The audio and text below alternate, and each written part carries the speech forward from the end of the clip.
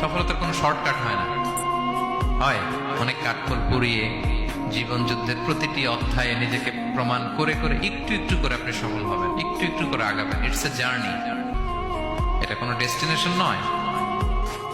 এবং সফল হওয়ার পথ পরিক্রমায় কোনো লিফট নেই, সিঁড়ি বেয়ে উপরে উঠতে হয়।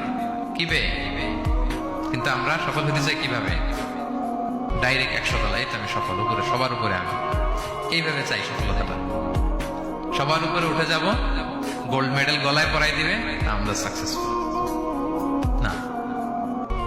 সফলতার রাস্তায় কোনো লিফট থাকে না।